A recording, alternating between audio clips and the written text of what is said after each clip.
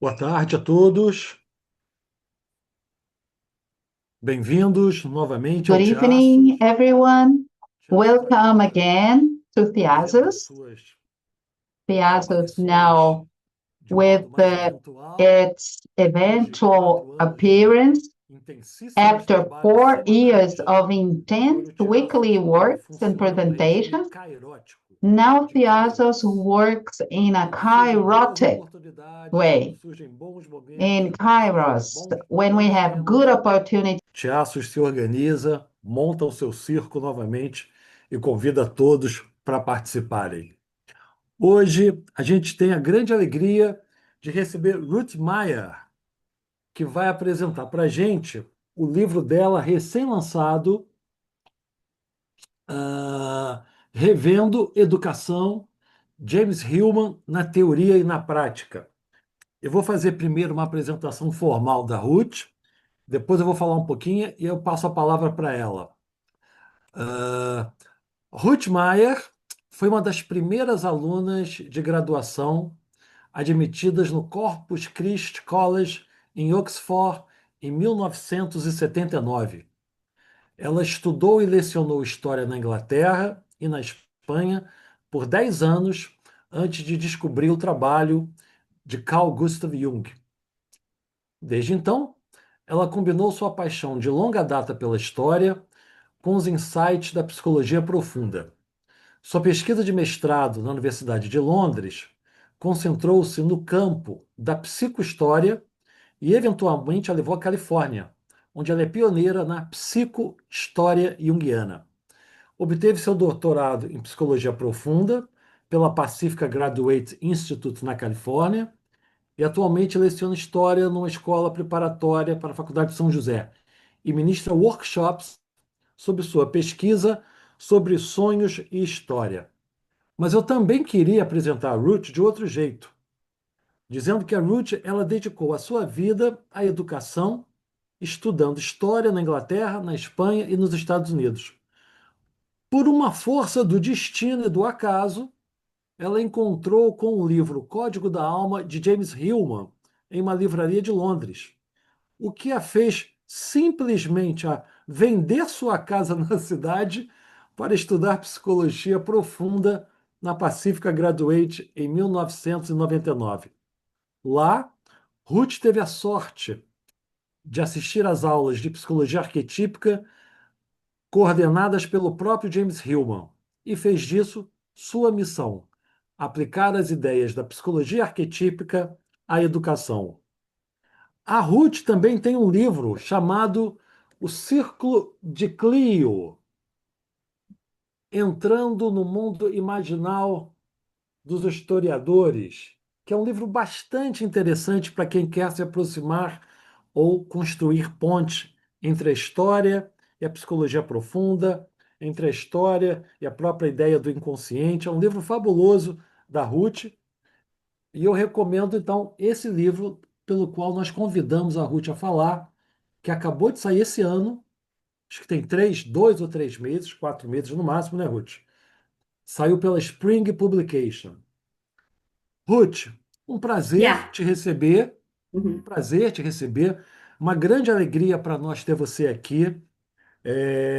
O Tiaços, ele já recebeu mais de 150 convidados, e o Hillman é, sem dúvida alguma, Oh, a maior wow. fonte inspiradora do nosso trabalho. Tivemos aqui grandes amigos do Hillman, que você deve conhecer: Stanton Marlan, Patrícia Berry, Roberto Romanichin, Edward Ginete Casey. Paris, Edward Cayce, e tantos outros. Então, quando eu soube do seu livro, eu achei que seria fundamental que você pudesse apresentar para o público brasileiro como as ideias do Hillman, né, principalmente as ideias do Código da Alma, livro também recém-publicado no Brasil, numa nova tradução, Código da Alma, como as ideias do Hillman, particularmente a noção de daimon, aplicadas à pedagogia, aplicadas à educação. Eu acho que isso pode ser de muitíssimo interesse para o nosso público brasileiro. Sinta-se bem-vinda, a casa é sua, Espero que os Diamonds estejam por aqui também. Bem-vinda. Thank you so much for inviting me. It's a real honor to be here and share my work with you. And thank you for that wonderful introduction. You found a lot of information about me. I had no idea that you could discover so much, but that's amazing. And I'm just delighted to share my journey with James Hillman and my whole journey and my daimon and my students' daimons. So that's what I'm going to be talking about. So my main theme is the daimon and how to see it. How to see it maybe in yourselves, but particularly for me, how to see it in your students. And as you know, this book is what brought me to California. I was in a bookstore in London. I was feeling particularly depressed because I didn't know what direction my life was going to go into. It seemed that it was at a crossroads. And then all of a sudden, this book I just found it. And the key seems to be promising that if you open the door, you're going to find great riches. And so I'd like to just read you a very short quote from James Hillman that I have here on a bookmark. I don't think you can see that, a bookmark from Pacifica. The call may have been more like gentle pushings in the stream in which you drifted unknowingly to a particular spot on the bank. Looking back, you sense that fate had a hand in it. And I think that's been very applicable to my journey. So this is a picture of the daimon that I found, and I think it's very beautiful. And a little bit about the daimon. I apologize if you all know this, but the Romans called it your genius, the Christians your guardian angel, and Native Americans your animal spirit. And Hillman traces the origins of the first time that people talked about the daimon to Plato's myth of And in Plato's myth of souls are entering the underworld, and the fates are working with them to decide their destiny. And Hillman believes that once we come into the world with that destiny or our acorn or we forget. And the job of our daimon is to help us remember our destiny. And I put this picture up because I feel like this is the origins of where my daimon comes from, although of course they're mysterious and apparently we choose our parents. But this is my mum. She's 95 years old and she's a Blitz survivor from the Second World War. And so I was born into a family that was profoundly affected by the Second World War. My mum had to hide under the stairs when the Blitz happened because it would often be the staircase that would be the only part of the house left. She was also evacuated, but the house that I grew up in had cracks in the front door. The windows didn't fit properly. All of this was because of a giant bomb that exploded very close. My family were very lucky to escape unscathed. And so all of this background helps you to understand that my daimon was particularly from the start entranced by history. And this is Coventry Cathedral, where my parents met. And they met actually under the ruins of the cathedral. Because this cathedral, this beautiful medieval cathedral, was bombed during the Second World War. And my parents therefore, my parents they kept meeting, but you can see where the stone floor is there. There was a special meeting room under the church where they met. And so when they went to church, me and my brother used to play in these ruins. We found it great fun. We'd play hide and seek and all sorts of games. But again, you can see the influence of history on my growing up. It was just all around me. And I don't know who said this, but ruins are the playground of the psyche. If you are around ruins, you actually really want to reconstruct what's there in your imagination. And I think somehow my brother and I maybe did that a little bit. So I now want to talk about the first teacher who saw my daimon and really inspired me to apply to Oxford. He came, his name was Mr. Greenslate, and he came and sat down by me in the library, and he asked me what university I was thinking of applying to. And I said Oxford, and I knew that it was going to be incredibly hard to get in. But he just encouraged me and said, you can do it. And so I applied, and I was so delighted to be admitted. And it seemed like a dream come true. But when I got there, although I made wonderful friends, I'd come from a very poor background, and most of the other students really were from the elite, from what we call the public schools in England, such as Eton is the famous one where Prince Charles sent Harry and William. So they were all the people around me were from totally different backgrounds. They'd been taught really well how to write essays. I hadn't. I was kind of at sea with it all. And then on top of that, I was a woman. And being the first group of women in this college was really hard for me. It was a really big struggle. However, I knew I was good at research, and I did do a research paper on eugenics and the Mental Deficiency Act in England, which you can see already I was sort of leaning towards interest in mental health, interest in psychology. So after doing that, I thought that I had enough confidence to ask to do a PhD at Oxford, because that was my dream, and I was laughed at. And so I didn't know what else to do, so I became a history teacher, which I love, and I've been doing for at least 37 years now. But I still, I was determined to prove that my teachers at Oxford were wrong, and that I was totally capable of writing a PhD. I really, really wanted to be Dr. Ruth.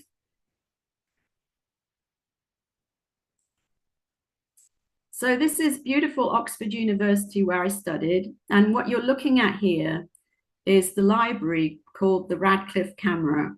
And I'm going to be talking a lot more about libraries as cradles for the daimon, where you find amazing books when you're researching that can influence your entire life and your direction of research. Just like that book by James Hillman influenced me. A lot of people have had, including James Hillman, have had incredible experiences in libraries. So fast forward a few years till I'm almost 40, and I'm in yet another sort of crisis, trying to decide what to do with my life, because my history, well, the place where I was teaching history was about to close. And it was very difficult to me to find another job. And I had this yearning to go to America. And it was my master's degree in history and psychology, or psychohistory, that took me to America. And I presented a paper in New York. And for the first time, I had real encouragement for my research, encouragement that I hadn't had at Oxford. And while I was there, I asked, I know you're all Freudian, but do you know anywhere where I can study Jung? And they said Pacifica Graduate Institute. So that got me on track. I just want to mention here that my Jungian analysts were Noel Cobb and Ava Lowy, who founded a very important journal, I think it's important, called Sphinx, which you can still buy old copies of. You can see there, there are articles by Hillman in there. A lot of the stars of archetypal psychology have presented very interesting articles in there. So that was my goal, to get to Pacifica and study depth psychology. I was lucky enough, as you said, to take courses in archetypal psychology from Hillman. And quite often Hillman would come to Pacifica to do additional workshops with us. And in particular, he did one on education and myth, which I remember vividly. The next thing I want to talk about is a synchronicity. And I do talk about synchronicities in my book. I'm probably not going to talk so much about it today. I'm going to focus a lot more on the classroom. But you'll remember that Ava Lowry was my first Jungian analyst.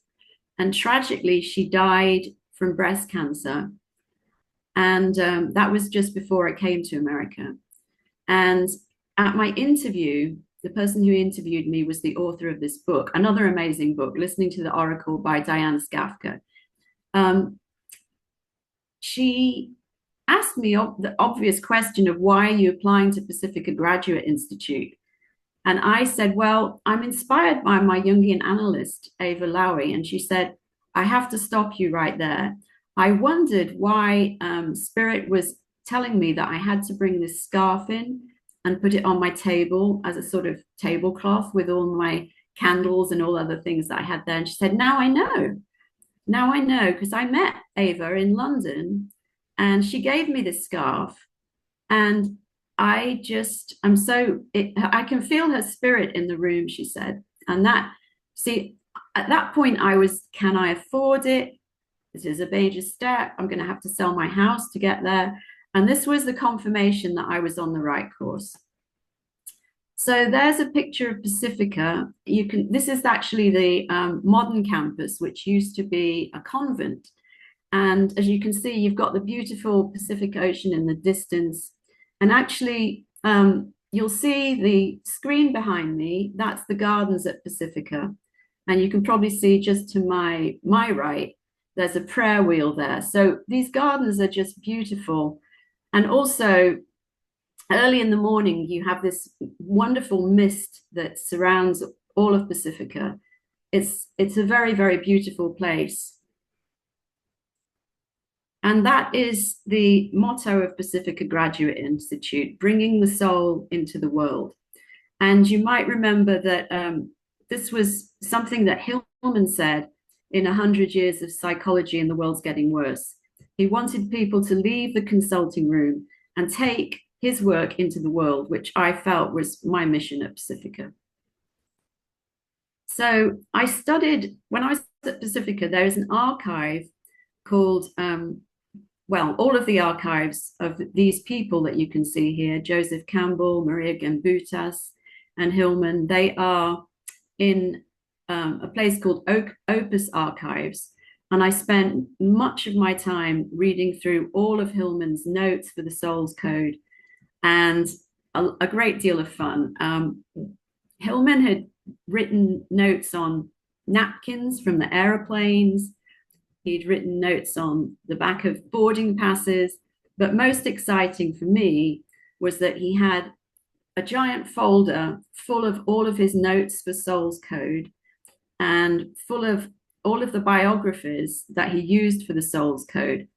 And a little anecdote here is that I discovered that he paid Sonu Shamastani, very famous for working with the Red Book, he'd paid him £800 for doing this job for him to get biographies.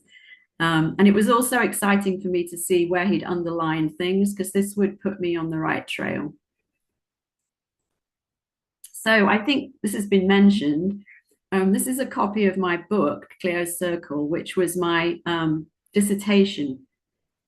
And it's sadly looking a bit old because I've been using it and I think it's out of print, although maybe not. I know you can buy it secondhand. And I couldn't find a picture of it on the internet, which is sad because it used to be up there. So anyway, this is Cleo here with her book of history. And it's a trumpet, really, which is where she's going to speak to the world and talk to them about the importance of history. So what went really to publicize Hillman's Soul's Code was Oprah. Oprah read the book herself and invited Hillman on the show. And Hillman was amazed because he says she had actually read my book. She had underlinings and highlights. And I think it was Hillman that quipped that this was the first time that Plato was quoted on a reality TV show.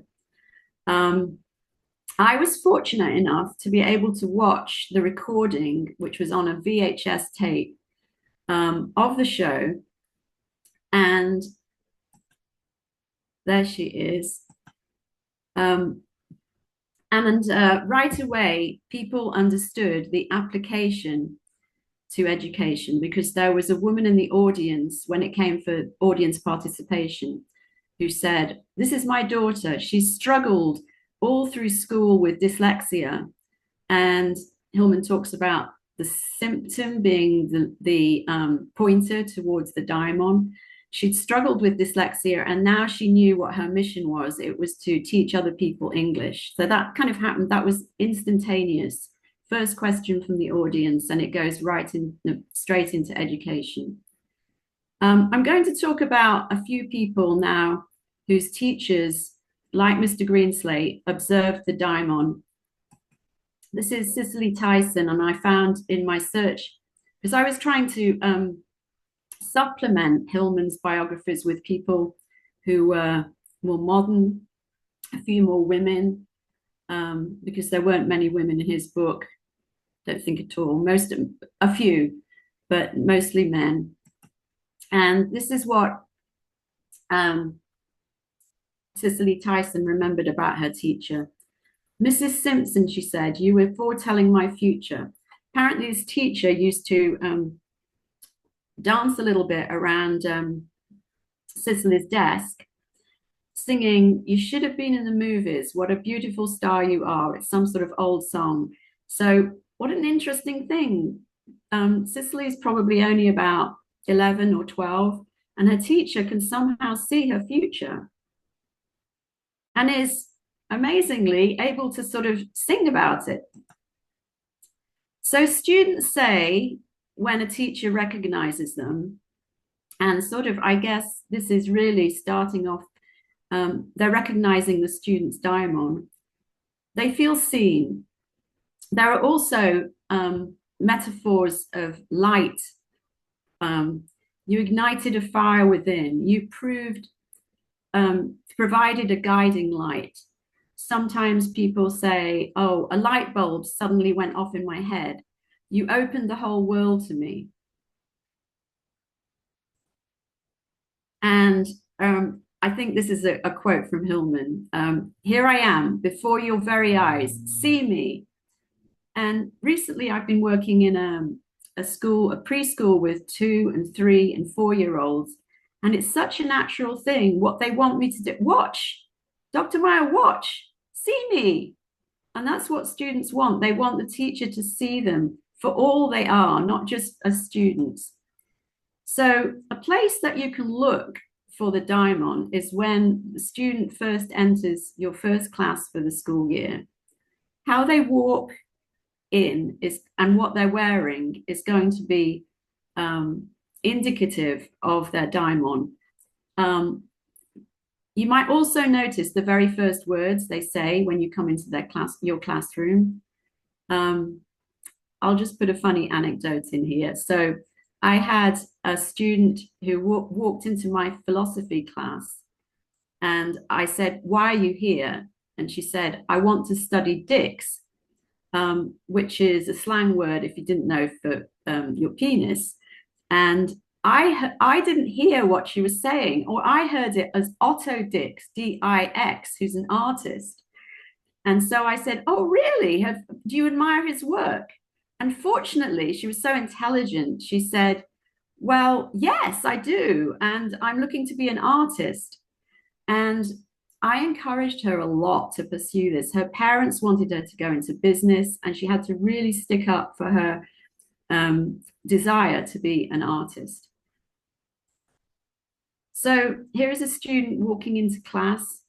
As I said, if they walk in sort of gingerly, you can tell that they're nervous. But the next student I'm going to talk about she waited, well, no, she walked straight in and she was early, which shows how she was really enthusiastic about my class. I believe that the classroom door is like a portal.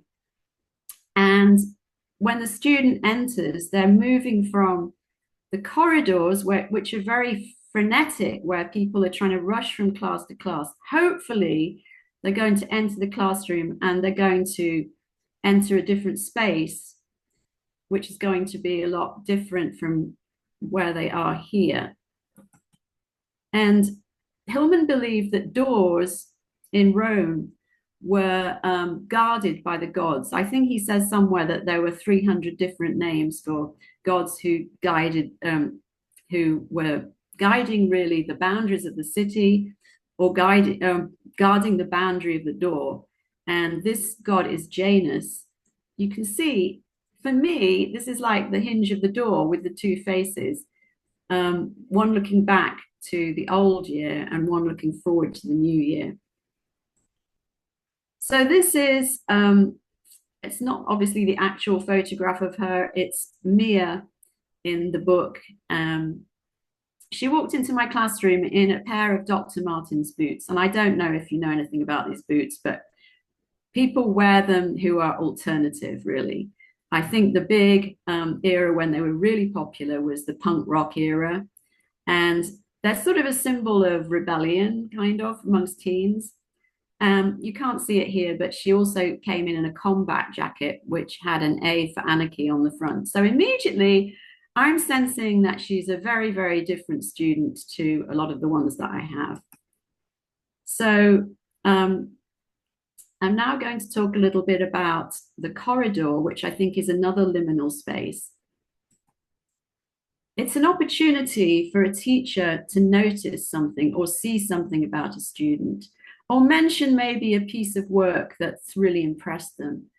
And there are people that really remember this. I used to do it a lot. I'd be walking along the corridor at school and suddenly I'd see a student and I just want to say something positive to them. So I would say, oh, I really enjoyed your essay. It's just allowing the student to be really seen by the teacher. And here's an example of an author she's a children's author. And her teacher saw her diamond. Probably the most famous book she's written is called The Bridge to Teribatha. And this is what she said about her teacher. Seemingly out of the blue, my teacher stopped me in the corridor and asked, have you ever thought of becoming a writer? And I think up to that point, she hadn't really. So that the seed was planted. So Hillman talks about this process. Now, this really comes from revisioning psychology, but I've applied this to teaching. And he talks in revisioning psychology about seeing through. So you're trying to, in the analysis room, you're trying to see through the symptoms and try to see through what they might really be revealing. I'm trying to see through into the child's daimon. And then another concept from revisioning psychology is notitia. And this is where the teacher might have an opportunity to notice. It could be just some small detail, but the idea is that the teacher or the analyst is really looking for any sign at all that might point to the psyche. And in my case, again, I'm looking closely at the work of my students to see if there's anything that might point to their daimon at work. This is a quote from the preface of Soul's Code. Soul's Code has quotes in place of a preface. And I'll just let you read that for yourselves.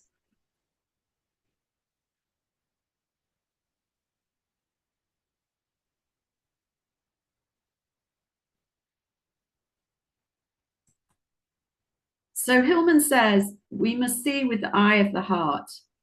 And I think this refers back to Islam and the idea of seeing with the eyes of the heart. I can't quite remember the name of the person that he admired so much from the Islamic world, but I know that he really, really got a lot of inspiration from Islamic philosophy. Hillman says here, well, I'll just let you read that yourselves and think about it.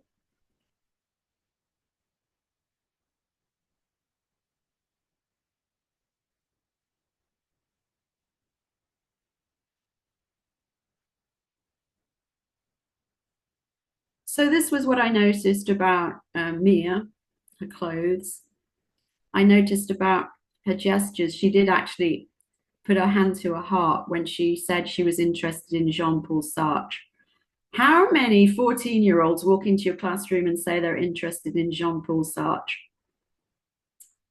I guess I had the full gestalt right at that point. And it was later that Mia asked me to help her apply to Oxford to study philosophy. So 4 years of great relationship with a student. This appears in my book, the story of, I'm going to have to call him by his real name, I'm sorry, Dan, because to me, he's Daniel. And he was my advisee, which means that I was supposed to have a very special relationship beyond the classroom.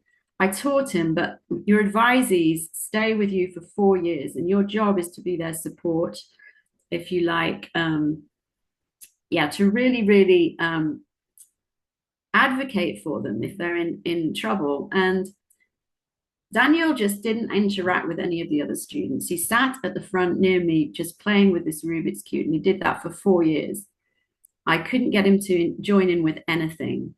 And by his 4th year, his senior year, he was in a lot of trouble because he was not finishing his work. You have to finish your work to graduate, and he was so behind with his English teacher that he was in this great deal of trouble, and his mother didn't know what to do. He'd become incredibly depressed. He wasn't getting out of bed.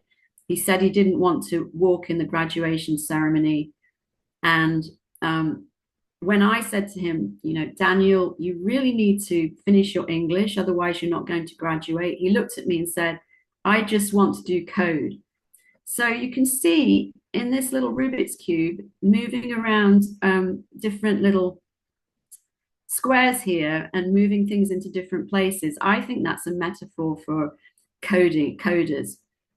And he actually went on to work for Apple. However, my husband is a qualified child and adolescent psychiatrist. And when we were going through this issue, which I was very upset about whether he would graduate or not, he did graduate, but he refused to walk in graduation ceremony. My husband said that's classic Asperger's. And Asperger's students, like attention deficit students, have an incredible abilities. They have the ability to really focus on one thing, which is really important if you're trying to do code. So you can see that focus there was actually Daniel's great gift. And I talk about this student as well. He had attention deficit, and I was told right away by the nurse that he needed to take his meds at the beginning of class. Now, Hillman is really, really upset about this diagnosis of attention deficit. And he's very upset about the fact that students are on meds from a very early age to try to keep them in order and stop them blurting out things in class and stop them fidgeting and all of those things. If you think about the label, it's suggesting that the student has a deficit, whereas actually they see things we can't see. And my student in particular, I think I call him Peter, he basically would look out the window and jump to the window because he saw squirrels. And I saw this with my little kids as well in the nursery. They can see different things. They see tiny movements that we wouldn't notice and tiny details that we wouldn't notice. And actually people who have this problem make great teachers because they can notice things in the classroom that other people don't. So really, it was a great gift, and his love of outdoors led him to become an archaeologist. So this is something that's mentioned in the Soul's Code, and I loved this story. It was a story of Truman Capote carrying around this little mini dictionary. And of course, that's indicative of his daimon to become a great writer. And his teacher recognized immediately that he had this love of books. There was an exchange between him and I think it was the librarian about books he was reading. And that really, I think, encouraged him to go on his path to become a great author. So the chapter in my book on libraries, I believe that libraries can be incubation chambers for the daimon. I'm going to start off with the Wartburg Institute in London, where when Hillman was there, you could see the Atlas of Mnemosyne, memory. And here's a picture of what Hillman would have seen.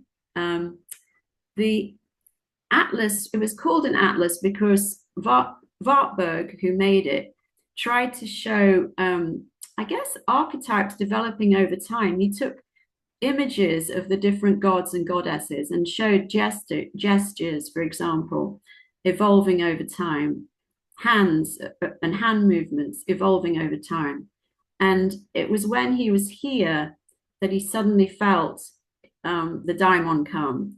And he was so excited. He found archetypal psychology. And for a long time after that, he was just so high with this discovery that it was the path that he was going to take. And it was in this library that he discovered Ficino, so I would say that was one of his books of destiny. In Cleo's Circle, and I think in my latest book, I talk about Joseph Campbell and the library at Carmel. Joseph Campbell was at a place in his life where he hadn't yet discovered the hero's journey and the monomyth. He was looking for, really, he'd been on the road for a long time, and I think he was a bit directionless. And yet he felt this great calling that he was going to discover something. And so he went to this library, and it was almost like the book fell into his hand. The book was Oswald Spengler, Decline of the West. And Spengler used archetypes to describe different periods of history. And what Campbell saw was the application of this idea to the hero's journey, that there would be different archetypes that would be emerging as the hero went through this journey. So it was the idea of, he calls it history writ large, that there were patterns in history that he would later discover and that would become the hero's journey. That's Carmel Library, another beautiful little library. You can't see the sea there, but the sea is just in the distance. This story I love because I was taught by Robert Bromanishin, and on one of his tapes that's in Pacifica's Graduate Institute's library, he talks about a time when he was in Brooklyn Library and he stole Freud, which is kind of daring if you think about it. He didn't know quite how to get out of the library without being confronted about stealing a book. So he threw the book out of the window and then ran out of the library and picked it up from the grass lawn outside. But clearly, for a man who was going to spend his life in depth psychology, this was his diamond showing up. And a lot of libraries are just like temples. This is the entrance to Brooklyn Library, and you can see there are gods, and it looks, I think they're Egyptian and Greek there. So where I used to study, you saw the Bodleian Library, there's a giant dome. And I had a dream before going to Pacifica that I was swinging from that giant dome. And I took that as encouragement, because when I'd been at Oxford, I had really struggled, as you know, to get my PhD. Now I've applied to Pacifica, and it's like, oh, now you can apply the history to your PhD. And this is a very positive dream. So this is the dome of the Radcliffe camera. This is where I used to work, around here. And the dream had me swinging around from here. That's another shot of the Bodleian Library. It's so beautiful. And Harry Potter was actually filmed there. So there are a number of writers who I call are A to Z readers. They literally are so obsessed with reading that they will read everything in the library from A to Z. This is one of them, Jeanette Winterson. And she had a very, very sad life. Her mother adopted her, but didn't really want her. And she was regularly shut out of the house, bullied, really horrible upbringing. So, and not some nights she was just shut out of the house and had to sleep on the doorstep. So the library became her refuge, her safe space. And she spent so long in there. She actually volunteered as well. And one day when she was shelving the books, she discovered Gertrude Stein. And that was like a little tuning fork going off in her chest, because Jeanette realized that she was gay, and here was Gertrude Stein, who would become one of her great gay icons. There she is. She's still writing. She's still a very, very prestigious writer. So now I'm going to move on to another section of my book, which is examination nightmares. And I believe that examinations are an archetypal experience because we all have to take exams. And as far as I could see, it all began in ancient China. The Chinese had an incredible system for testing the students that would be admitted into the government. If you got admitted into the civil service, then your career was set up for life. You would bring great prestige to your parents. And the students were literally locked into cells for 3 days where they had to write their answers. And their parents had to sort of get water and food. It had to be sort of raised through windows for them to get that. Students would fall asleep. Very, very tough system. And I think that tough system has stayed with China. This is students studying for the Gaokao, which is the exam that will get them into college. So I'm sorry you can't see this very well. It's called Water is Rising in the Classroom. And this is written by a teacher, and it's describing dreams of teachers. She collected a lot of dreams of teachers. And as you can see, this is a common dream, that the water is rising in the classroom and the teacher is drowning in all of the details and grading the papers. Very interesting book. Here are students walking to their exams. So for students, the exams are a great ordeal. And in order to try and make themselves feel better, at least where I teach in California, they wear pajamas to exams and hoodies and slippers. And some students believe that they have a favorite, because they were successful in one exam wearing a hoodie, they'll wear that same hoodie even when it's too small to keep doing their exams. And this is the sad outcome of the examination system, which Hillman railed at. He felt it was terrible. This is a memorial here to the suicides in Palo Alto. There was a cluster of suicides of students in Palo Alto who were just so depressed by the pressure that was being put on them by their teachers and their parents to get good scores in the exam that would get them into college, that most of the train tracks are here, and they just, a lot of them, I think 12, jumped on the train tracks. So in order to try to, I'm not sure how I'm doing for time, but in order for students to kind of lower their anxiety about exams, I read to them this tiger's whisker myth.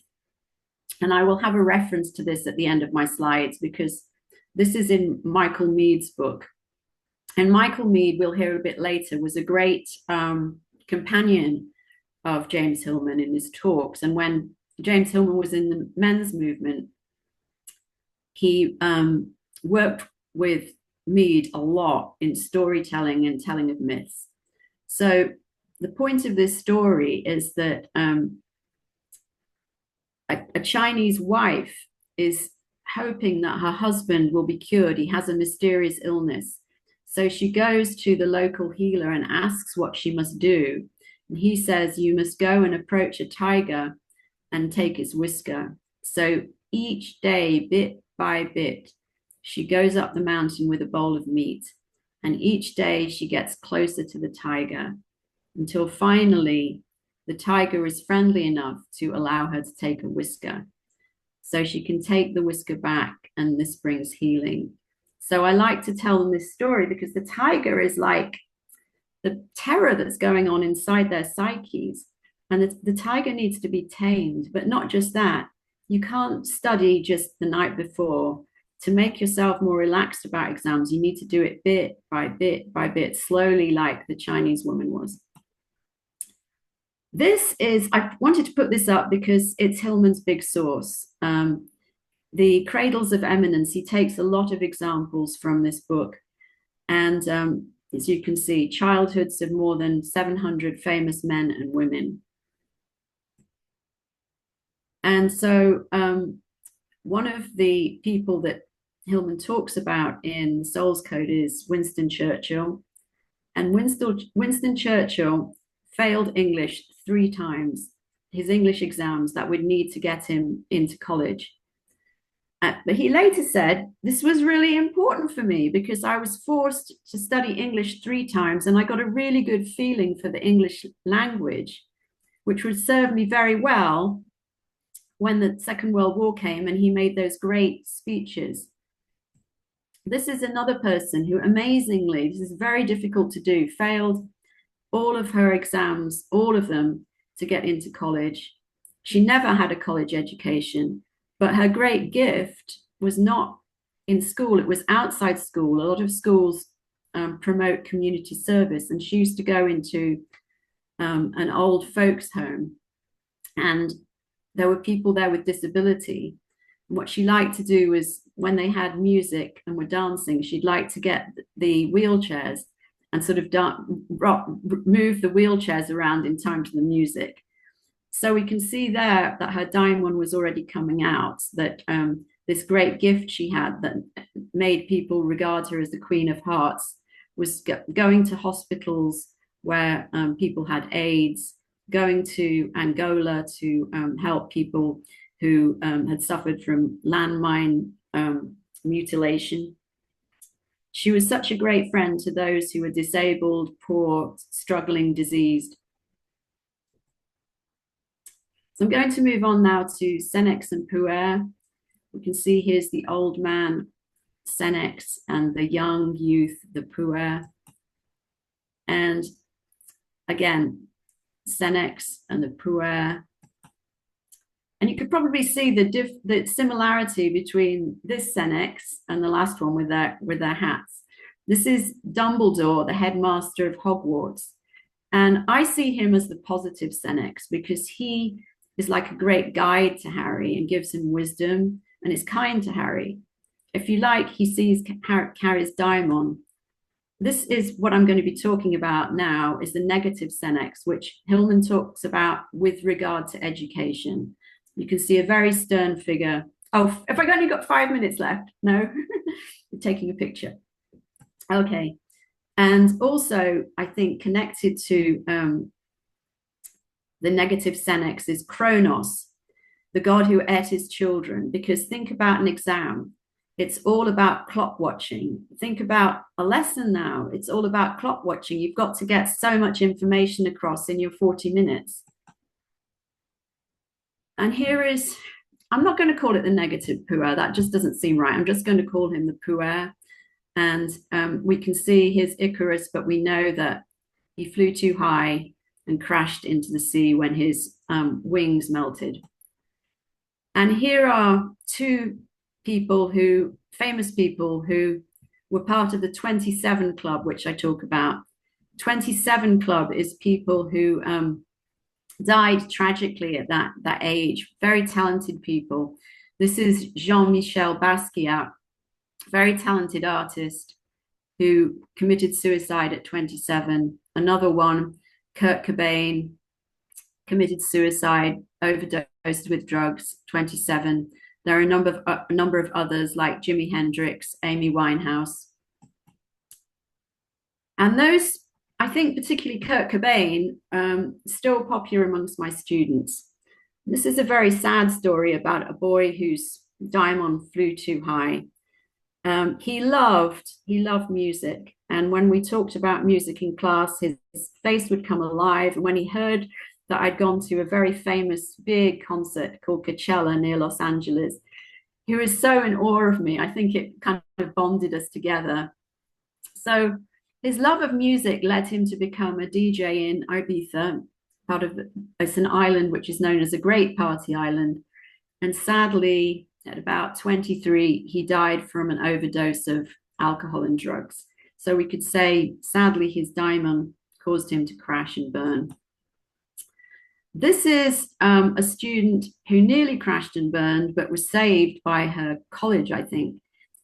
She went to Yale, very prestigious university, and she said at Yale, the girls that she used to hang out with used to not eat on purpose and drink wine on an empty stomach because it would act faster and then go out partying.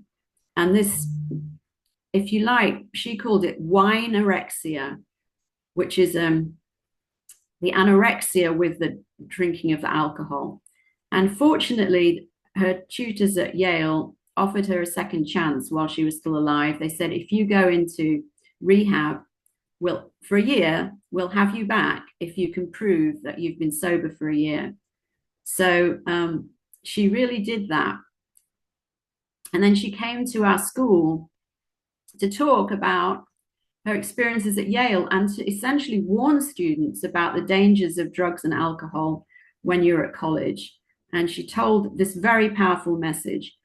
If you had been able to, if you're able, if you ever see yourself falling into this place, ask for help. Ask for help with Alcoholics Anonymous. There'll be student organizations which can help you. Don't go so far as what happened to me, that you have to leave a whole year out of your college, or worse, just get sent down. I just put this slide up because it's one of the places where I got, you can buy this, I think it's called Wisdom Feed. You can hear James Hillman lecturing on Senex and Puer. And I think I included some quotes from that in my book. This is, I'll just let you read that yourselves. This is a quote from Hillman.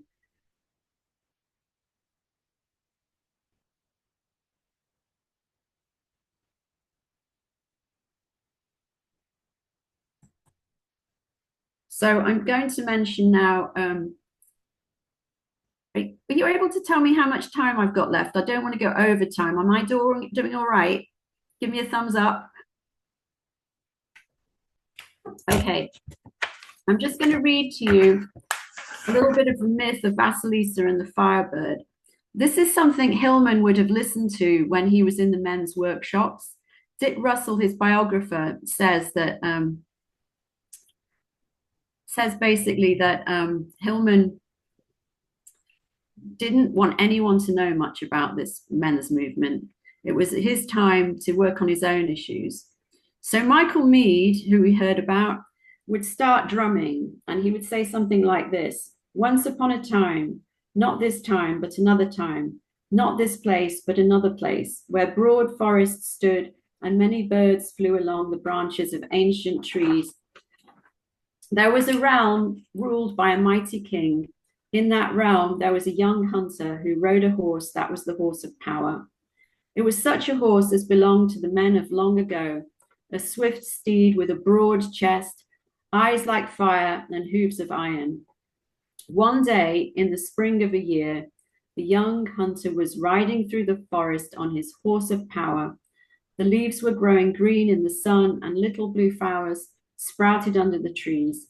Squirrels ran into the branches and hares worked through the undergrowth, yet it was strangely quiet. No birds sang.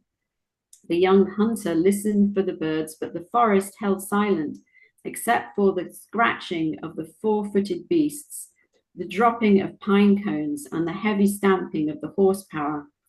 What happened to the birds? The young hunter mused aloud. He had scarcely uttered the words when he saw a big curved feather lying on the path before him. The feather was larger than that of a swan, longer than that of an eagle. It lay glittering in the flame of the sun, for it was a feather of gold. Then the youth knew why there was no singing in the forest. He knew that the firebird had flown that way, and the flame on the path was a feather from his burning breast. Suddenly the horse of power spoke and said, "Leave the flaming feather where it lies. If you take it with you, you will know trouble, and you will learn the meaning of fear." The young hunter turned the matter over in his mind. Should he pick up the burning feather or not? He had no wish to learn fear, and who needs trouble? On the other hand, if he picked up the feather and presented it to the king would be pleased and might honor him. The more he thought, the more he desired to carry the feather to the king. So he picked up the feather, remounted his horse, and galloped down through the green forest directly to the palace of the king. So at that point, the drumming would lower because we're at a dilemma. And Mead would ask, "Where are you in the myth?"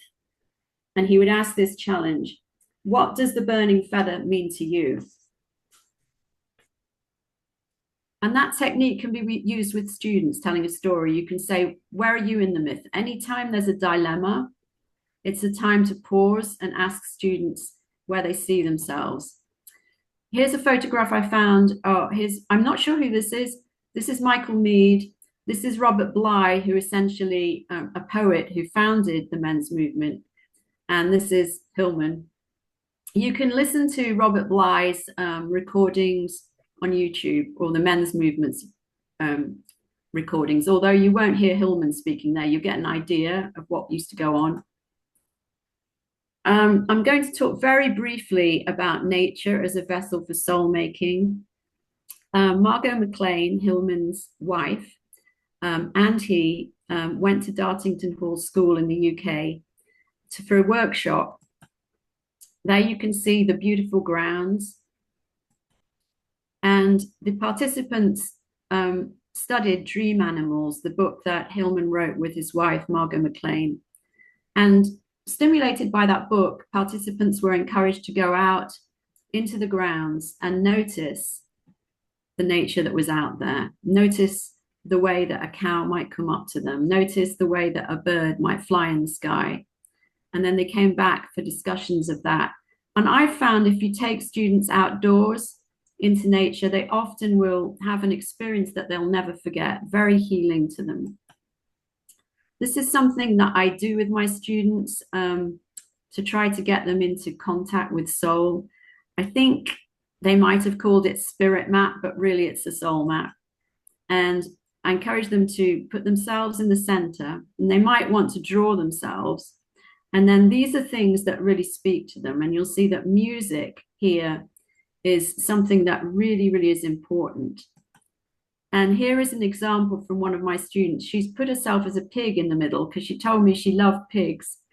And you can see the things that are important to her soul, her friends. She loves Game of Thrones. She likes Jack Nicholson. These are some of her favorite films. This is her favorite book, Lord of the Rings. Here are the family that are so important to her. And here is a giant record with all of the bands that she really loves. I just thought this was funny. I asked Hillman at one point, how do you do imagination with teens? And he wasn't in a very good mood. And he said, "Well, I don't understand what you mean by teens." So I said, "Well, adolescents then." And he said, "Well, get them thinking about shoes." And it seemed to me to be a really strange response. It wasn't what I was expecting at all. It was in that same meeting that he gave me my mission, because I asked him something. I probably asked him the same question a little bit. And he basically said, "Well, that's your job. You've got to apply my ideas to education. I don't do it. I just provide the ideas." So recently I had a student who didn't want to learn at all. He was very resistant to writing, but I knew that he loved his shoes because he'd drawn a picture of them. I saw this in the summer in the Van Gogh Museum in Amsterdam. And there was a little caption up here for the students in the museum saying, imagine these shoes. Where have they been? What story might they tell? So I asked my student to tell a story about his shoes. And immediately he said, well, can I design a Nike shoe? And he spent great amount of time enjoying writing about his favorite shoes. So I think Hillman was right after all. Okay, what would be Hillman's ideal school? I suggest it would be Dartington because he visited the school twice. Before the meeting with Margot McLean, he'd gone there in 1977 and he was interviewed by the headmaster. And that paper is very hard to find. It's at Pacifica Graduate Institute and it's typed out notes. But one day, Marcus, when I can get my husband to scan things for me, I don't have a scanner, I will scan these for you along with the Hillman book you wanted. And maybe they can then be more widely available for everyone. Very briefly, I think Hillman would have been disgusted by the state of our schools today, the isolation that the internet brings, the fact that you're not really using your hands. He liked to say that there wasn't enough Africa on the internet. And by that, he meant soul, rhythm, feeling, dancing. And I see students spending far too much time just staring and copying paragraphs and sticking the paragraphs together to make an essay. Very little reading. I mean, reading of a book from cover to back, it's really dying out because of just chunking information to get your essay done. This is what Hillman loved, and this is what Dartington Hall did. It had gardens, and the students would literally get their hands in the earth, and what Hillman liked was learning by doing. He also was a great advocate for the arts. That's why I say he would have been horrified by what we call STEM education. If I can remember the acronyms: science, technology, engineering, and math. No emphasis on the arts. The arts programs have been really cut back. And these are just some of the books that I've cited, the main ones that I've cited there. I have, obviously, The Soul's Code was the major one. Senex and Puer, big book. Cradles of Eminence, I mentioned, my book. Michael Mead's written a lot of books.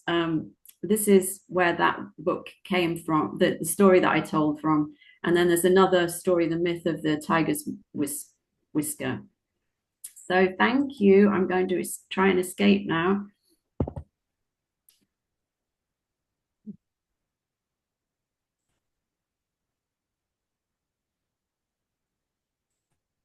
Obrigado, Ruth. Um belo You're percurso, welcome. longo, I enjoyed it. vasto e super interessante. Acho que vai ter muita coisa para a gente discutir aqui. Ruth, algumas coincidências. Mhm. Também tem a minha coleção do Sphinx, do Noel Cobb. Tenho Yes. todas elas. Uma história ótima. Conheci Noel Cobb. Eu mandei um fax para ele, dizendo que eu era brasileiro, eu era jovem, devia ter uns 20 e poucos anos, dizendo que eu tinha descoberto a Sphinx e a obra dele. E um mês depois eu recebo uma caixa na minha casa com todos os livros dele, gratuitamente. Oh, Então wow. foi uma belíssima história com Noel Cobb. That is a great coincidence. Um livro ótimo. E o Roman Inchin também esteve aqui conosco no Teatro, também apresentando. Então, uma outra sincronicidade, uma coincidência boa. Bom, vamos abrir para as perguntas, tá? Várias questões que eu acho que a gente pode conversar com a Ruth. Ruth, queria começar com uma pergunta. A partir do que você falou, e mesmo da sua experiência como professora e tanto dos relatos que você apresentou aqui, Você acha que, fundamentalmente, o daimon primeiro é percebido pelo outro antes de ser percebido por nós mesmos? Ou seja, é alguém de fora que vislumbra, que percebe, que de alguma maneira consegue identificar algo para posteriormente nós podermos reconhecer aquele traço como sendo pertencente a nós mesmos? Faz sentido para você? Well, that totally makes sense. I think you've summarized the process really well. And the thing that I would say that I didn't mention is that when this happens, the teacher really needs to slow down.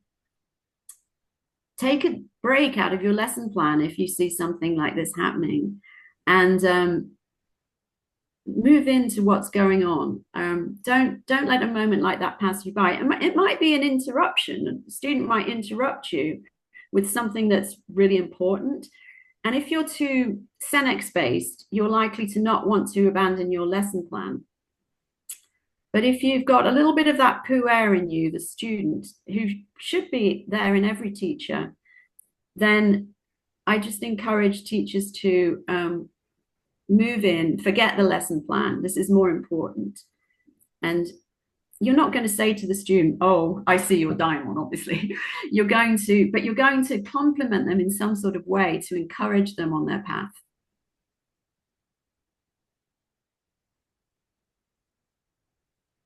Uhum, uhum.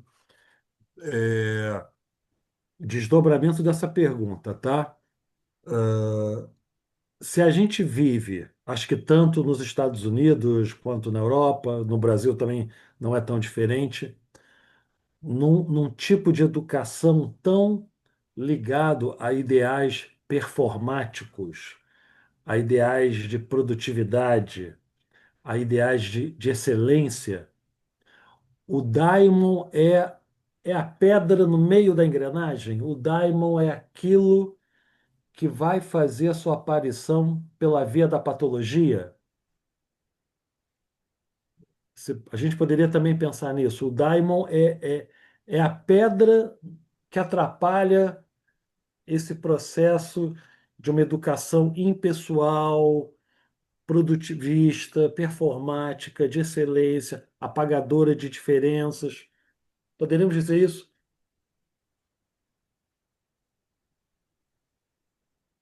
Are you saying a stone like Stone?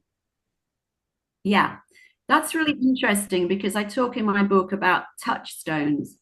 And quite often, the moment when a teacher recognizes the diamond in the student, they'll go back and they'll say, oh, that was a touchstone. I used the example of Denzel Washington in my book, who had a teacher who saw his ability in acting. And he said, every time I doubted myself, I would go back to the touchstone. And I think as teachers, we have to try to see through the pathology or see through the symptom. And then, because of this, as I said, these problems often emerge in what we might call disorders. Like what was going on when Churchill had to repeat English 3 times, or the students with attention deficit, or the students with Asperger's. The symptom is pointing to their destiny, really. And I'll just add, in answer to that question, that it made me very sad when I had a special ceremony with my seniors who were leaving, and I asked them to make a wish for the future. And so many of them just said, I wish I could be more productive.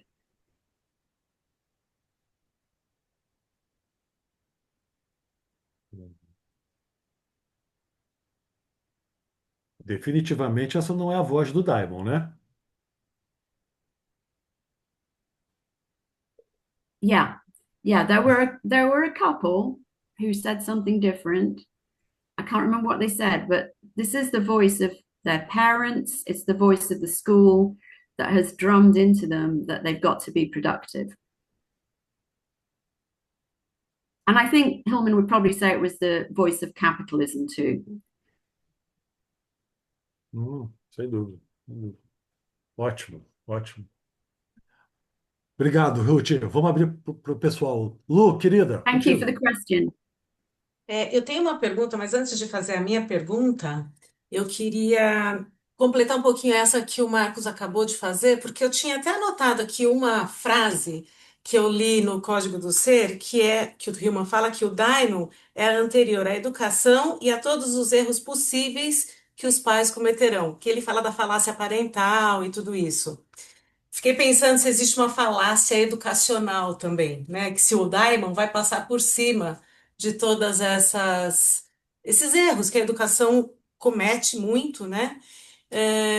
E se de repente assim olhar a educação pela via do daimon não impediria desses sintomas aparecerem de uma forma tão sofrida. Se é essa a ideia de olhar para o daimon na educação, impedir os sintomas, ou se o daimon só aparece através do sintoma.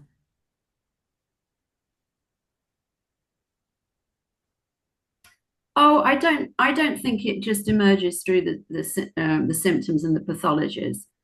I think all of us have a daimon, and with a lot of the students, like for example, with Mia, when she was walking into my classroom, she didn't have a learning disorder.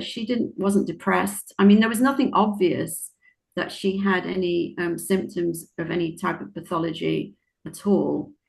It was just that through her gait and through her clothes and through the fact that she was so eager to start my lesson, I could see her daimon, and I could see I could already sort of see that she was going to pursue this philosophy, even though wouldn't be called a productive course, but she went on with it.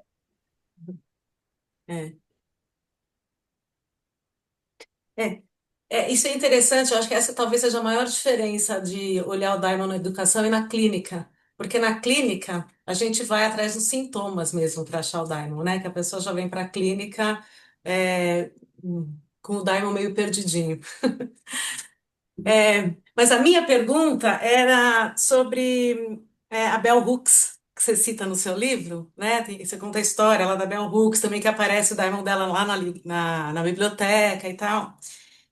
E é uma história linda da Bell Hooks, né? Que ela consegue, no contato, na relação com o livro, ir atrás do destino dela. Aqui no Brasil existem muitas histórias parecidas com essas, né? Então tem muita gente que vem de lugares periféricos, com pouca educação. Na música, a gente tem exemplos lindíssimos da Alessi Brandão, o, o Djonga, o Mano, muita gente que vem da periferia, que não tinha como não ser pela força do daimon que chegaram onde chegaram. Mas tem muitas outras pessoas que a gente sabe que também poderiam ter chegado e não chegam. Eu queria, isso é sempre um mistério para mim. O que faz com que uns consigam seguir a força e a potência do daimon e outras pessoas não?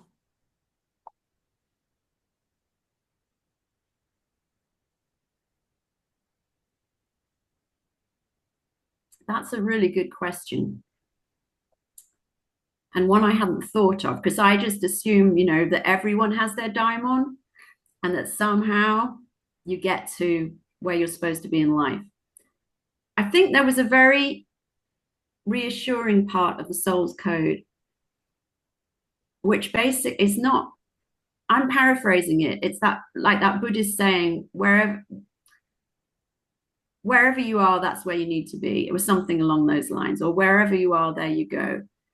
Because you may be at a point where you can't decide what to do with your life. I think we all maybe go through some sort of crisis at some point. And that's an opportunity then for you to see the daimon or your guide. And Hillman talks about, maybe we could say intuition. Maybe we could say it'll come to you through a dream, but somehow I think Socrates' daimon, which is the very first mention we have of daimon, always told him what not to do. And I think if you're encouraged to follow your intuition, then you're going to be much more in touch with your daimon. And certainly I get really, really bad feelings in my stomach when I know I shouldn't be taking a certain job. And conversely, I'm sort of overjoyed if I know that I should take this other path. So I hope that answered your question partly. It was a really good question and something I hadn't thought of. Sim, respondeu. Eu acho que respondeu, tá ótimo. Mas eu acho que esses mistérios, isso é um dos mistérios do Daimon mesmo, né? A gente conseguir saber se relacionar com o Daimon, porque o Daimon também não se perca, né? Então acho que é isso. O Hillman usa a expressão individuação do Daimon. E acho que é por aí, né, que a gente, como clínico, precisa conseguir ajudar as pessoas que procuram a gente. Obrigada. Ô, Lu, só pensando junto com vocês duas, né? Talvez sejam coisa, talvez sejam dois momentos distintos. Um é tarefa de uma vida, não sei se você concorda, Ruth, tarefa de uma vida reconhecer a presença do Daimon. Onde é que essa presença se manifesta? Onde é que ela se atualiza? Onde é que ela é percebida em mim como uma força que me atravessa? A outra coisa completamente diferente é se eu consigo me articular com essa potência, né? Se eu consigo entre aspas, me apropriar dessa força para dela fazer caminho, né? Acho que só a percepção do daimon não é suficiente, mas é como se você tivesse que reconhecê-lo e criar condições para que ele possa desdobrar-se, né? Individuar-se. Faz sentido, Ruth? O que você acha? Ruth e Lu. Well, certainly from my own life, it's been a process. And I think deep down, my intuition told me, even when I was at Oxford, that you're better than this. You've been badly treated. You should go ahead and get your PhD anyway. That's your destiny. I mean, quite often you'll find with students that they're very angry with their teachers. If their teachers just say, you can't do it, you want to prove them wrong. But at that early age, I wouldn't have realized that that was my daimon. It was just a force that was pushing me along a particular path, which actually happened to be my destiny. Quite often, I'd forgotten to mention this, but an indication of the daimon is if you're obsessed with something. Like my husband is totally obsessed outside of his career as a psychiatrist with music. Music is so important to him. And he often tells me, well, if I hadn't been a psychiatrist, I would have been a musician. I don't know if I would have been successful, but I would have tried it out. So I hope that answers your question a little bit. Uhum, uhum. Faz sentido, Lu, para você? Mas eu acho que é um trabalho de uma vida. E uma coisa uma frase que eu acho que é ótima da gente carregar com a gente é isso, que o Daimon não desiste, né? Então, em alguns momentos aparece na infância, para outros na adolescente, para outros um pouco mais tarde. Right. Às vezes é na velhice e às vezes aparece com brechas, eu acho. Eu acho que às vezes não vai Uhum, ser uma Bell Hooks, não vai ser uma Conceição de That's Evaristo que right. vai aparecer, mas vai aparecer umas brechas aqui, ele vai se manifestando e assim ele vai acontecendo. Acho que é um pouco por aí. uhum. Legal. Pessoal, perguntas para Ruth? Alguém quer fazer que está assistindo? Não, a gente continua aqui. Martinha, quer fazer, Martinha? Já que você convidou. É, não, não é nenhuma pergunta, mas disso que vocês estavam falando, e também juntando a questão da música, né, me lembrei muito do The Wall, do Pink Floyd, né, que é toda aquela história exatamente do professor, né, que chega no aluno, pega que ele estava escrevendo poesia e fala, expõe aquele aluno, né, de forma bem jocosa, e mais uma coisa que achatou, que falando assim, que ele, poemas, né? Ele pensa que ele é um poeta, né? E exatamente isso, né, Ruth, que é exatamente o contrário do que você está falando da proposta, né? De olhar o aluno e ver quais são né, as características dele, não formatar, né, como no próprio filme, né? Aqueles alunos todos seguindo e virando uma máquina de fazer uma carne moída, né? Que é daquela música do Another Brick on the Wall, né? Então, acho que assim, é muito interessante, que acho que evidencia, e aí até o futuro, né? Assim, o quanto aquele personagem, né, foi quebrado e não conseguiu realmente vivenciar, né, o Daimon, até por uma sequência, né, de fatos, mas isso que me lembrou. Então, não sei se, né, deu uma... Também botei um pouco musical aí, né? Mas muito obrigada aí pelas Are we? exposições. I want to check that I've heard this correctly. Pink Floyd. Pink Floyd, sim, sim. Okay, É yes, The yes. Wall. I've referred to this in a talk that I gave. Well, it wasn't exactly a talk, but we were in a discussion group in an important conference in New York, and the lead teacher said, what's the place of sarcasm in the classroom? Is there a place? And I immediately thought of the song The Brick in the Wall. So I mentioned this, but of course, the people that were with me had never heard of the song because they were too young. But that was where I went to straight away. And I think it's absolutely tragic when a teacher is sarcastic like that. And sadly, a lot of teachers are sarcastic still. I don't know why, but you just see it a lot in education. I think myself that they're too identified with the Senex, and they just. I mean, I've heard of teachers who just regard the students as a problem. And they'll say things like, oh, they used to be such good students, but every year they get worse. And really they're talking about themselves, but they are the kind of people that it's very, very difficult to get through to. Yeah. So thank you for your question. It reminded me of that a particular occasion. Yeah.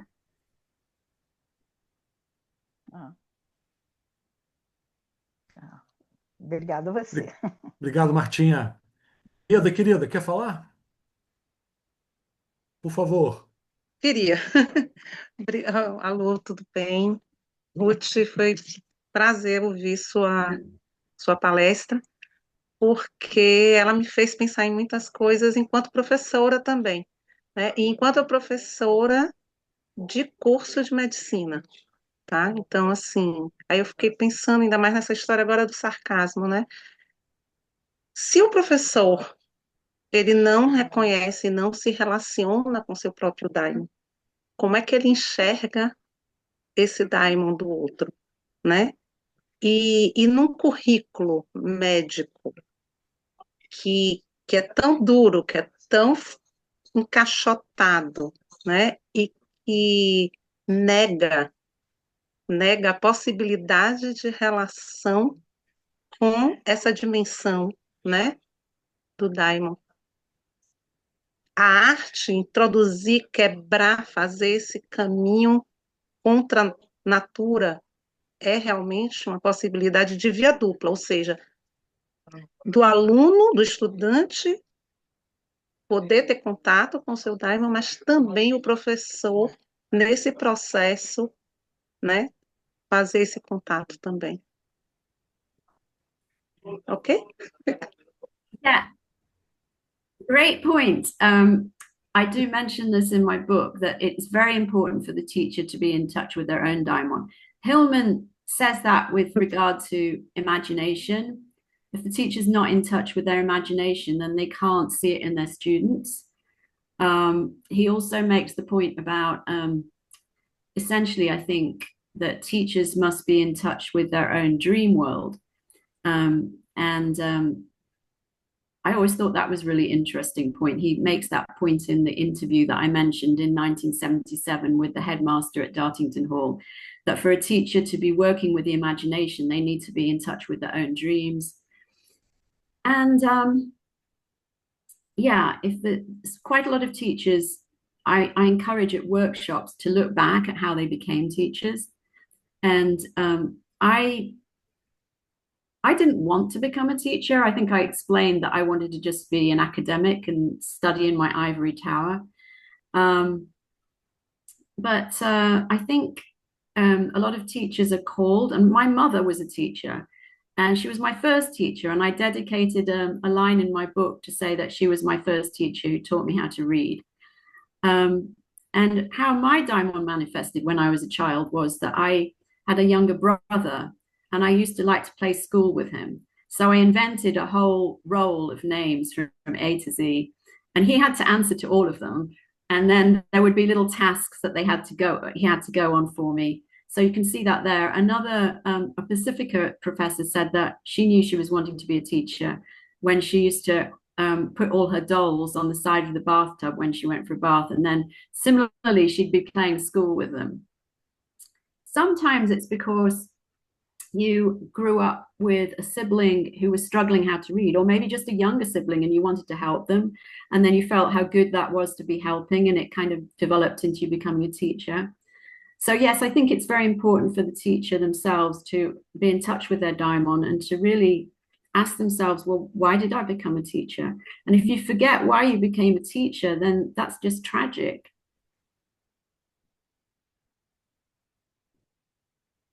Sim, é a coisa do que é que eu estou fazendo aqui, né? Por quê? E em que momento a chave virou? Porque às vezes eu gostei do que o Lu trouxe da brecha, né? Porque às vezes é pela brecha, não é algo contínuo, né? Nem vocacionado lá de trás da infância, mas é no processo de ser que de repente aquilo pode surgir. Obrigada, Ruth. Obrigado, Ieda. That's Ruth, right. Yeah. queria um Thank pouco you. abrir a discussão e voltar e fazer uma pergunta desse livro, que eu gosto muito. Tem uma parte, uma seção que você fala sobre Yes. viajar e lugares históricos. E aí você fala da experiência de Jung em Ravenna, você fala de Roma, você dá vários exemplos, né? Como é que você pensa essa relação entre Mhm. lugares históricos? vi- Viajar é um modo de fazer soul making, de fazer alma. Viajar para queria juntar as duas coisas. O daimon pode nos levar, sempre metaforicamente, nunca literal. O daimon pode nos levar para esses lugares históricos.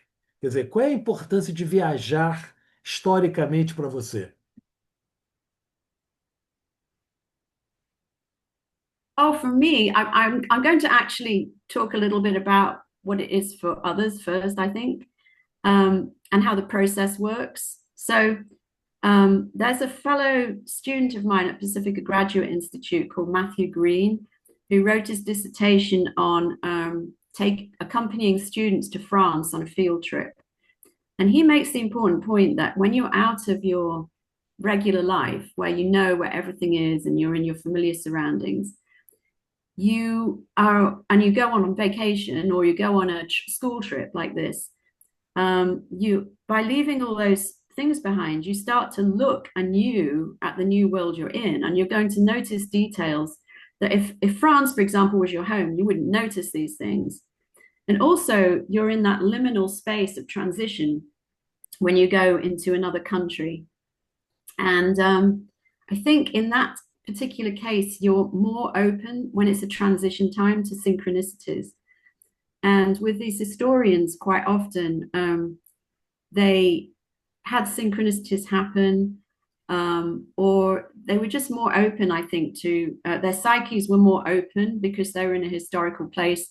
and they were particularly like me, drawn to historical places. And it seems like the past, people of the past were almost reaching to them to say to people, tell our story, tell our story. I think a couple of examples I give. Well, I didn't put this in, I don't think I put this in my book, but J.K. Rowling, who wrote Harry Potter, had the vision of Harry Potter when she was on a train. And she attributes that to just sitting there and having the scenery go by, as if almost that just it put her into what we call a hypnagogic state, where you're much more in touch with your unconscious. And then the figure of Harry emerged. And I did actually spend a little bit of time, I think, in that book talking about the callings of historians, like I did myself, because I was so immersed all the time in the history. And I felt myself here that I'm off my moorings. Still, I've been in America for 20 years, but still I miss the history. The history's not, obviously it doesn't go back to the Romans and the Greeks and all of the ruins that I talked about. In fact, I don't think Americans like ruins very much. They will build on top of them. But I think if you have a particular historical sensibility, just walking in the footsteps of someone that you've been absolutely obsessed with and being in that different zone is going to naturally stimulate your psyche and give you a vision of where you want your work to go next.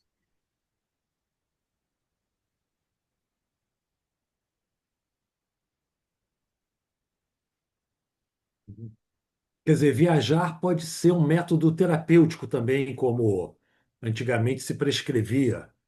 Você diria que tem uma relevância nisso. A Luciana é a That's nossa right. viajante profissional do grupo, né? Ah. Ruth, vamos lá. Ó, Yeah, a gente está. it was a cure for depression, basically. And from my own experiences, it totally works to lift the spirits, to be in a different place. And aristocrats the people who had the money back in the 17th and 18th centuries, if they were depressed, they'd be sent on what was called the Grand Tour. And that was very much going to Greece and Rome, the places that Hillman admired, to try to get over, to lift them out of depression by seeing new sights. And for me, there's something very calming about being in a historical place, usually, as long as it's a place where good things have happened.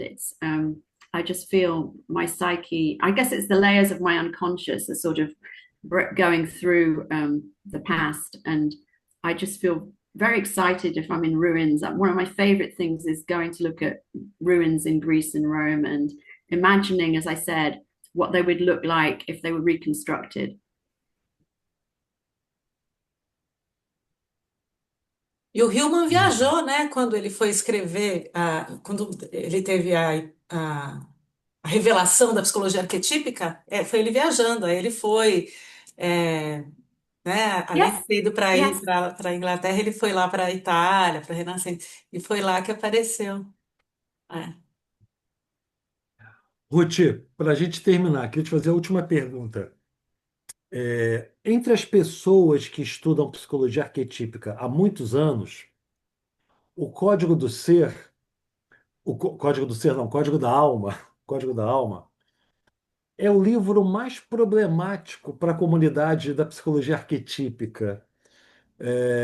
Geralmente, os grandes estudiosos da psicologia arquetípica têm uma certa reserva com esse livro do Hillman. Acham esse livro, o livro, entre aspas, um livro escrito para o grande público, e acho que havia uma intenção do Hillman mesmo em alargar o seu público, mas eles acham que o Hillman flerta com uma certa ideia de essencialismo, que era muito diferente do Hillman dos anos 70, mito da análise, revendo a psicologia, ficções que curam. Qual é a tua impressão como uma estudiosa da obra do Hillman? O Código da Alma é um livro singular no percurso intelectual do Hillman. Muita gente chega a obra do Hillman pelo Código da Alma. É como se fosse a porta de entrada. Qual é a tua impressão? E mesmo na Pacífica, ele é um livro valorizado, ele é um livro subestimado. Qual é a tua impressão?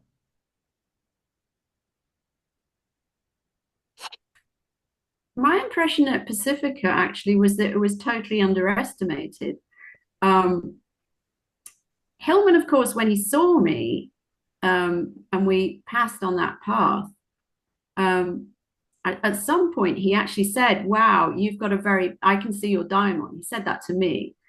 And then I was immediately in Soul's Code again. But obviously, when we were studying James Hillman, the pieces he picked for us to study were from The Dream and the Nightmare. I don't remember if we had revisioning psychology, but we had articles that he'd written. I remember Peaks and Veils. And I'm trying to think what else he might have put in there. Maybe some of the shorter articles that became gathered together in the uniform edition. But strangely, the only time I think he specifically gave a presentation on Soul's Code was early on in Pacifica's history, 1994. I found a recording of what he was. It was a lecture basically. Mary Watkins invited him to teach just her small group, and he gave a lecture on Soul's Code, which was very interactive. People would, you can hear the recording, you can hear what people made of it and how they saw it applied to their own lives. So there was that one off. And I just think that we didn't focus so much on that book in our study because what we were studying was archetypal psychology. And I think this book is archetypal as well. I think that with the whole emphasis on exams and the daimon, these are archetypal themes. But when the emphasis was placed on archetypal psychology, they wanted us to see the relationship with Jung. They wanted us to be able to articulate the whole psychology and how it worked and refer to specific concepts, but not so much the daimon, which is interesting. I saw it as my mission to try to take his ideas and literally put them into the world in a way that people would be able to understand.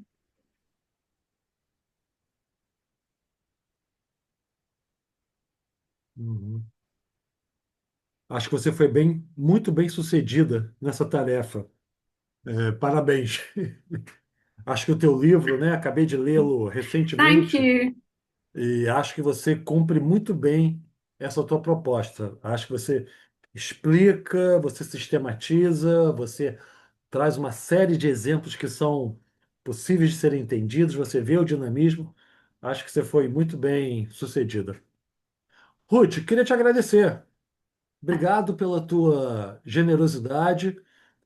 A gente do Teatro, eu, a Luciana e a Isa, a tradutora, ficamos muito felizes em saber que é a primeira vez que você apresenta o livro publicamente. Que bom que foi para nós, nosso público brasileiro.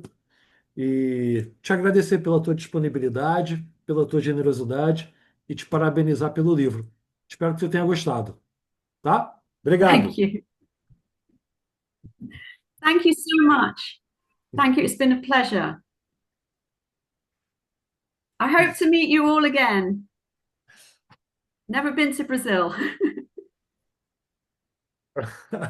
Quem sabe a gente convida para você vir aqui falar mais para a gente num futuro breve, tá bom? Obrigado pela tua presença, Ruth. Thank you. Pessoal, Thank you so much. bri- obrigado. Gente, lembrando, né? Código da Alma, ele havia lançado em português como Código do Ser. Não sei por que que a editora traduziu para o Código do Ser. Agora foi traduzido Código da Alma. Então é um livro bem interessante, um livro muito rico de ser lido e convido vocês a Yes. adquirirem. E o livro da Ruth, tá? Para quem gosta de Hillman, para quem gosta de educação, para quem gosta dessa ideia muito subversiva do Diamond, é uma delícia. Leiam, tá bom? Bom final de semana. Obrigado. Até a próxima. Tchau, tchau. Thank you, and you. Lovely experience. Bye bye. Bye bye, tchau. Bye. Thank you, Marcus. Thank you, Ruth. It's a pleasure receive you.